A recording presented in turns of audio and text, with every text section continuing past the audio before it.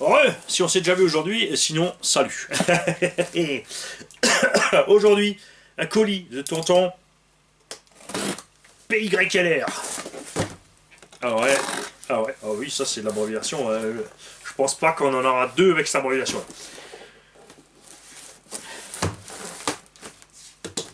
Pour vous remettre en situation, ceci est tonton PY.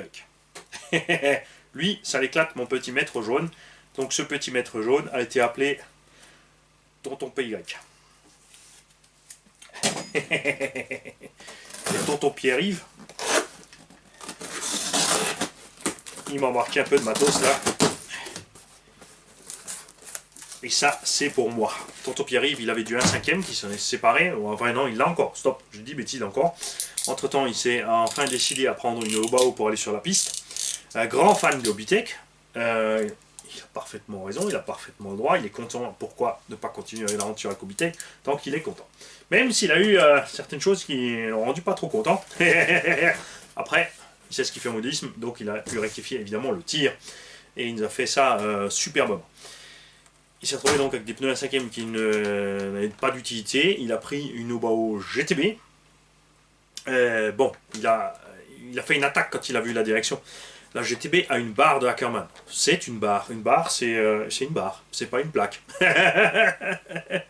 Alors, ça lui a fait peur. D'un autre côté, ça fonctionne parfaitement depuis longtemps.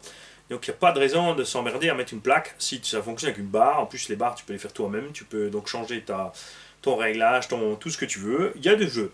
Il y a du jeu. Et alors, quand on voit que les roues chez Hobbytech, elles font comme ça, entre pleine compression et pleine suspension, hein, tu vois, tu relâches les roues, t'es là, et quand la suspension s'enfonce, t'es là. Donc, c'est pas grave si sur Bao t'as un petit peu de jeu là. Hein. À l'accélération, le jeu il se cale, de toute façon, ça va tout droit. Et il n'avait pas assez de pneus piste, et moi, j'avais du rab de pneus piste 1/8. On a donc fait un petit échange. Il m'a donc fait parvenir ici, et ça c'est génial, puisqu'il m'en fallait justement pour la Clio. Et comme en ce moment il rince sévère, et je voulais les acheter, c'est ce qui m'a décidé, parce que j'avais pas besoin de me séparer de mes pneus 1/8, hein, je vais en avoir besoin cet été. Et on a ici les GRP Rain Tears, donc les pneus pluie GRP. 1/5. J'ai testé les SP pluie 1/8. J'ai les GRP pluie 1/8 ici. Mais là, on a encore la version donc 1/5. Et j'avais besoin de ceci pour la Clio, pour faire des rallyes quand il fait mouillé, puisque moi je roule quand il fait mouillé. Et effectivement, la gomme, elle ressemble assez au SP pluie et au GRP pluie qu'on a débarqué là en 1/8. C'est vraiment super mou. Donc ça, c'est le genre de pneu, il ne faut surtout pas rouler quand la route n'est pas trempée. Dès qu'elle sèche un tout petit peu, vaut mieux changer les roues, parce que tu les achèves en moins de 2. Donc le train complet de pneus pluie pour ma Clio. Et un train de pneus encore, donc P3, donc ça c'est du médium. Et non, c'est l'inverse, donc ça c'est les softs, P3 et les P5 en médium. Ça c'est les softs. C'est là un peu qu'on se perd hein, avec cette nouvelle gamme. Avant, enfin, chez SP Racing par exemple, c'est pas compliqué. Hein. Tu as un S0, c'est méga super soft. S1, c'est soft, super soft. S2, soft. S3, medium soft. S4, medium hard, etc. etc., etc. Là, on a quand même GWH02-P3 New. Hein. Et il t'explique donc c'est 1/5 TC W02 Revo New P3 Soft collé sur jante blanche New Compound P3 2015.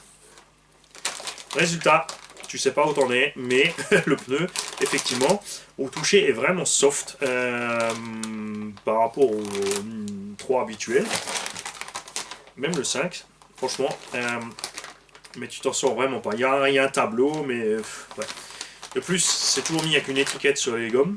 Il n'y a rien écrit sur le pneu. De toute façon, après ce pneu, dès que tu frottes, ça se voit plus. Donc tu as une étiquette sur le pneu qui s'arrache aussi. Donc la plupart des gens l'écrivent encore tout de suite au feutre.